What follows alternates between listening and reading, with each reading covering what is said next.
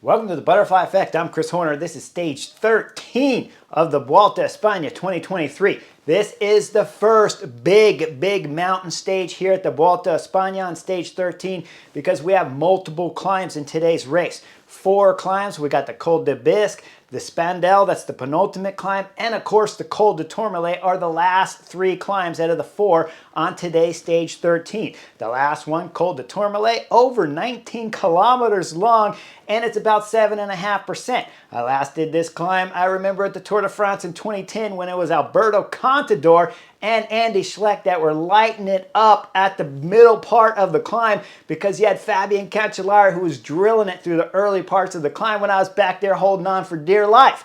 Now, I couldn't wait until Andy Schleck and Alberto Contador finally attacked and went up the road because the pace dropped down and I could finally start to relax because I was in company that was a little bit more even with my legs. That day was a magnificent day battle between Andy Schleck and Alberto Contador, with Andy Schleck winning the stage as they went up into the fog. Now let's get into today's race, because what do we got on tap today? Well, we already know there's at least 2 Jumbo Visma guys, Primoz Roglic, Jonas Vingegaard, at the beginning of the Vuelta España, but then from stage 6 onward, Sepp Kuss and the race leader's red jersey for Jumbo Visma. I mean, they have 3 players on today's stage, so that means Remco Evenepoel, Pseudo Quickstep have to be magnificent. And when you dissect the stages before this stage 13 monstrous stage here, you look at Pseudo Quickstep, tactically they've made mistakes all over the place, and their team hasn't been that strong. Okay, to be fair, there's been some sickness going through, so that's why James Knox, Vervaeke, Jan Hertz haven't been climbing so well next to Remco Evenepoel, and he's had to rely on riders like Matteo Cattaneo that's had to punch above his weight. But Remco Evenepoel has shown some great form throughout this year's Vuelta España, of course winning stage 3, being in the race leader's red jersey, and then making that tactical mistake of letting 40 guys go up the road on stage 6. But can Remco Evenepoel keep the tactics in check on today's stage 13 and do the right tactics? Last night before I went to bed, I was thinking, man, it might be better instead of attacking going up the Col de Tourmalet for Remco Evenepoel to hold the pressure back on the legs and wait all the way until you get into the Langaroo, because that stage is so steep at the final climb there that then you can start dealing with 3-on-1 odds with Sepp Kuss, Jonas Vingegaard, and Primoz Roglic, who you know are going to attack a rider like Remco Evenepoel if he was to get isolated on the Col de Tourmalet. That's when I thought when I went to bed, but this is going to be an exciting stage here for 135 kilometers. When the cameras come on, we start seeing some action because it starts climbing right away with about a 4 to 5 kilometer climb that'll start out of the blocks. We see if Romain Bardet throwing in some tacks trying to get away, and then we see the peloton just in single file strung out going up and over the first climb with Romain Bardet from DSM dropping down the top after the KOM. He'll get wrapped up, and then we'll come into the next climb, the Col de Bisque. This is a monster climb, and there's action happening throughout the early parts of this climb because we got Geraint Thomas going into big breakaways early on the Col de Bisque. After that, we're going to see Jumbo Visma start to control things, and then we start seeing Almeida, UAE Team Emirates, he starts having troubles at the back. Now we go further up the climb. We're about 5 kilometers from the top of the climb, and Remco Evenepoel, Pseudo Quickstep's coming out the back, and he's in the group there with Almeida just behind Pseudo Quickstep as they're trying to pace Remco Evenepoel. Now let's go to the front of the peloton, because up front we see Jumbo Visma now are on the front going full gas right there because they got Almeida going out the back, and they got Remco Evenepoel going out the back too. They'll control the peloton going all the way up this climb. If you're a smart director at this moment, you know the strategy right now. There is no chance for a breakaway going the distance on today's stage when you just saw Remco Evenepoel go out the back, who was the biggest threat to the 3 riders from Jumbo Visma, who I've discussed with you guys already in this video. And one's wearing the race leader's red jersey that's called Sepp Kuss. So if you're attacking going over the top and you're doing anything other than trying to grab KOM points like we see Michael Storer do with about a kilometer to go before the top of the Col de Bisque, you'll see him grab maximum points. And then he's got 3 riders with him going over the top that are trying to hold off the Jumbo Visma train from behind. Guys, you guys are all knuckleheads right here. We know the MO. It's simple. I can't believe your director hasn't told you what's going to happen on today's race. Now, if you back the film all the way up to before the neutral sections and the riders rolled out properly, and you back it up a little bit further and you go into the team bus, the director sportif could have said, hey, there's a chance for a breakaway on today's stage, so be very aggressive. And that's why we saw the peloton so aggressive up the first climb. But once you got 5 kilometers to go to the Col de Bisque and Remco Evenepoel came out the back, the plans and strategy are simple. Jumbo-Visma, drill it all day long to keep as much time from Remco Evenepoel so he can't get back on. And Almeida, who actually dropped Remco Evenepoel and Soudal Quickstep and started trying to bridge up to the peloton again, he's chasing down the Col de Bisque and he's within 30 seconds of the Jumbo-Visma train, so you know Jumbo-Visma's going to drive. There was no reason going over the top of the Col de Bisque for any attacking.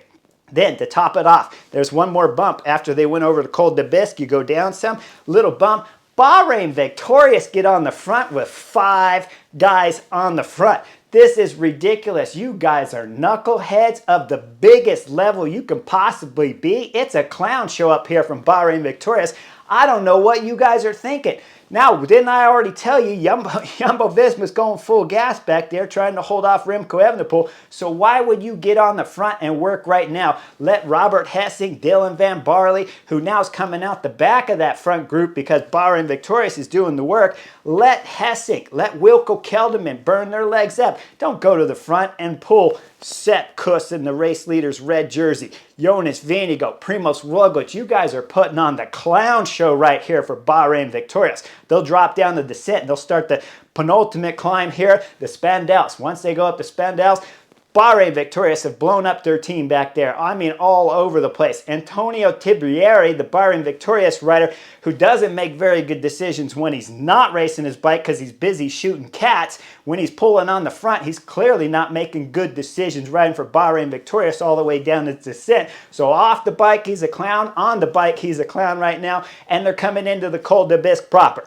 Now, Bahrain Victorious blow up. They got 2 guys at the front. It's Caruso attacking right away, going up to Spandau, along with Landa. Now, they got some company, though, with the red race leader's jersey, because that's Sepp Kuss, and Bahrain Victorious keep drilling it. What are you guys doing? I have no idea. They'll get wrapped up. UAE team members will pull and bring this selection back, and then Landa will throw in another tack trying to go up the road, but he's got Jonas Vingegaard for company. Jonas Vingegaard's definitely not going to want to work with Landa because right now they got a shot at going 1, 2, and 3 overall in general classification.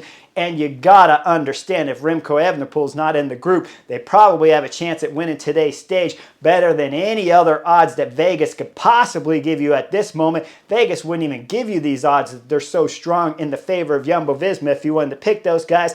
But we'll see, they'll get brought back right away, the 2 riders, with Landa doing the bulk of the work. Jonas Vingegaard will throw in another little acceleration, and then that'll get brought back too. Didn't quite understand that attack from Jonas Vingegaard this early, especially when you have Wilco Kelderman, who's going to come back and start pulling up the Spandau right now and start setting tempo. When we see Wilco Kelderman pulling on the front, look back down the inside of the line there on the left side of the film there, we see that's Hessing. Robert Hessing has done a phenomenal job. He came off early with all the speed there from Bahrain Victorious starting to Spandau, but now Robert Hessing is coming back up to the front. He's going to get to the front and start going to work right now with about 5 kilometers to go before the top of the KOM. Once we start nearing the top, we see Lenny Martinez from FDJ. He's swinging back there. Now look just in front of Lenny Martinez, who's 5th on the general classification, top 10 at about 2 minutes back from Sepp Kuss. We see him swinging, and his teammate up front, Michael Storrs, not dropping out of the front group. That's only about 20 riders at this point in time in the race. Now I'm okay with this decision because we're going to see the KOM coming up. Michael Storrs is going to jump away from the Jumbo-Visma-led peloton and gain maximum points going over the KOM. Second, though, going over the Spandau, which this was a time bonus classification KOM right here, is going to be Jonas Vingegaard getting second, and Ayuso from UAE team members getting third. Now we drop down the backside. Who's on the front? Jonas Vingegaard's drilling it down the front. Man, what are you doing? Why are you drilling it going down the front when you have Wilco Kelderman and Hessing to do the work? Well, we'll see his teammate come up right there next to Jonas Vingegaard, who's drilling it on the front, and have a little talk with him. I'm sure he's saying, hey, what are you doing? We have Col de Tourmalet coming down. I'm going to ride the front. Hessing's going to ride the front. We're going to control the peloton all the way in the finish. So just hop in line and let me do my work right here, okay, Jonas? So we see Jumbo-Visma, 2 riders on the front. Hessing's the one doing all of the work. Once he gets back at the front after that ridiculous descent from Jonas Vingegaard, Hessing starts getting on the front. They come out to the bottom of the descent right here, and they got the last time for everyone to go back to the cars and start getting some feet. So we see nature breaks. We see cars pulling up to the back of the peloton. This reminds me, I always get this little sensation when you're in between the penultimate climb, just finished, you're in the valley, you're getting ready to start the last climb.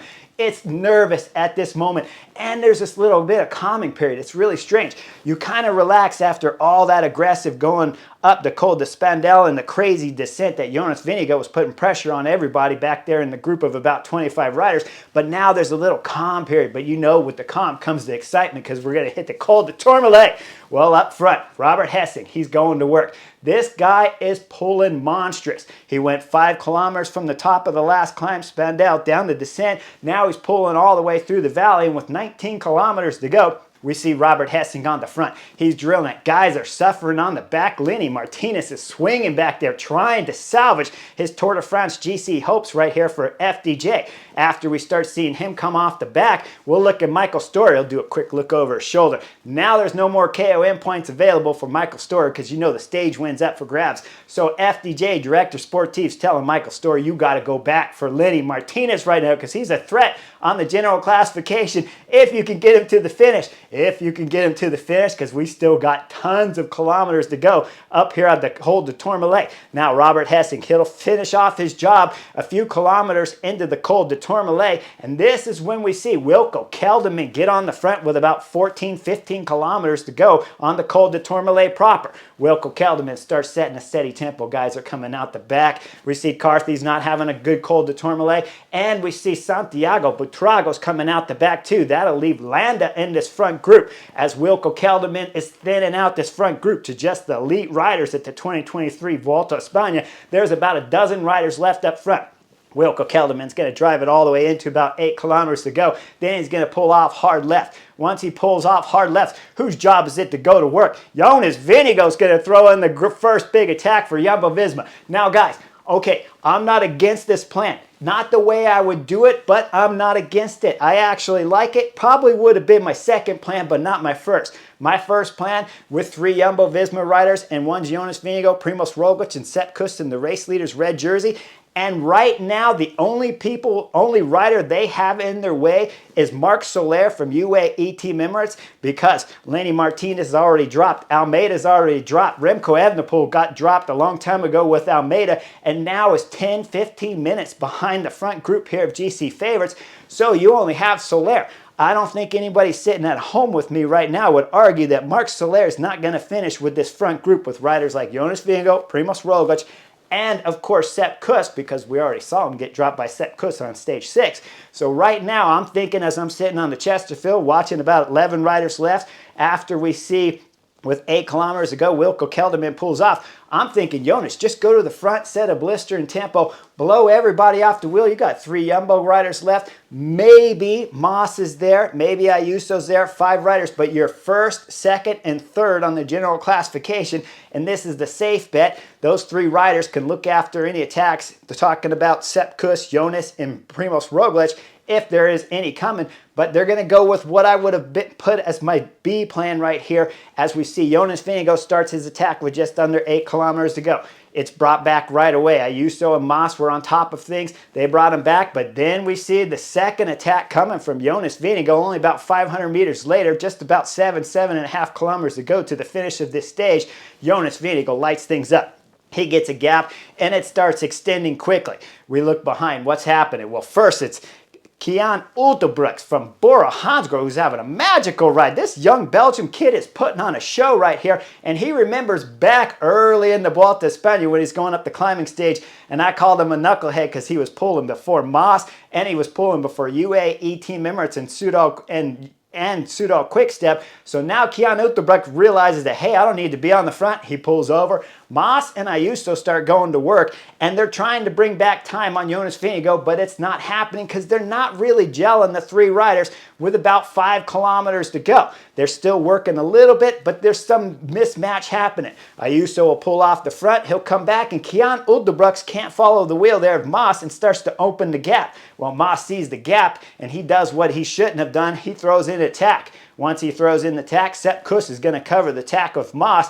And then we know that Jonas Vingegaard up the road, whose gap's getting up to like 40 seconds, stands a good shot of solo in this stage because Mas just by himself can't bring back Jonas Vingegaard that's up the road with Sepp Kuss sitting on the wheel of Mas. Well, Ayuso's back there struggling big time, but he's trying deep to go hard on the pedals and trying to pull back Mas. And eventually he'll get Mas back because Mas starts playing some game with Sepp Kuss. He pulls over to the left, wanting Sepp Kuss to come through.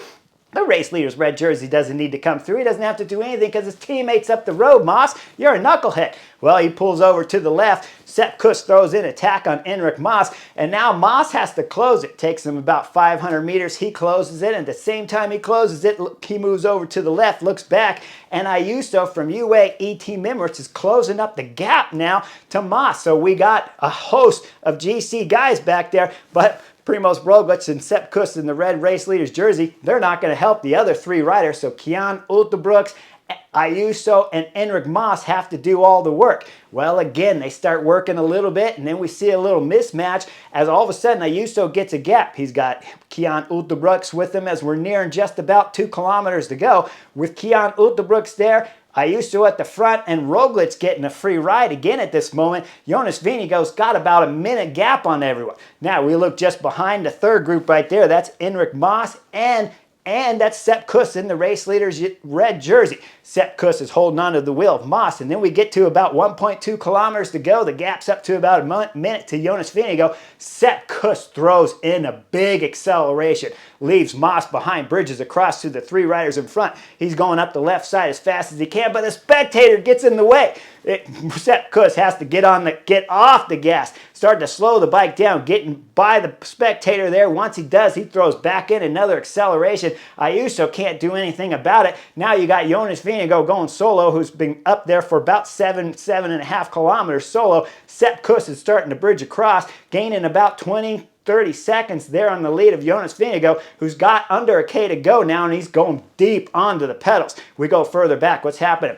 Well, the three guys are still locked together with Primoz Roglic locked onto his wheel. They're trying to bring back Sepp Kuss, who's trying to bring Jonas Vingegaard. But once we look up front, we see Jonas Vingegaard with one more big gritting of the teeth. He's going to solo across the line. He's going to, of course, kiss the ring right there and kisses to his family. Come across the line, winning the stage for Jumbo-Visma and taking about 30 seconds on Sepp Kuss, who's now coming around the final left bend and coming up soloing for second place on today's stage. As we see Sepp Kuss second, look just behind there in the faded picture, but that's a yellow jersey. That's Primoz Roglic. He'll come by to round out the podium. Then behind, Ayuso, Mas, Kian Uterbroek will all finish together at about 40 seconds back from the time of Jonas Vingegaard on today's stage. So Jumbo-Visma, they have moved from just the race leader's red jersey on the overall general classification. Now they have Primoz Roglic in second, followed that closely by Jonas Vingegaard, who won today's stage. 1-2 on the stage, 1-2 on the general classification. Guys, they won the Giro d'Italia way back at the beginning of the season with Primoz Roglic. They won the Tour de France this year, of course, with Jonas Vingegaard, today's stage winner.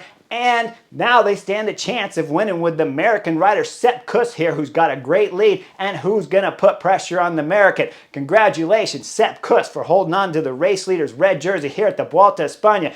And I got to believe, after today's stage 13, Sepp Kuss is looking in a magical position right now to be able to wrap up the race leader's red jersey here at the Vuelta España, assuming the tactics from Jumbo-Visma don't get too aggressive. Because like I said, if I take you back down to that 8 kilometers to go once Wilco Kelderman pulled off on the Col de Tourmalet. If it was my tactics, I would have just ran Jonas Vingegaard right there, because I can't imagine anyways that Jonas Vingegaard couldn't have ridden everybody off the wheel with the exception of Primoz Roglic or Sepp Kuss. Maybe you got to deal with the Enric Mas, but he's not a threat on the general classification realistically. Okay, their plans worked out magical here on today's race the way they did it. There's no arguing with that, and it would have been my number 2 or my B plan.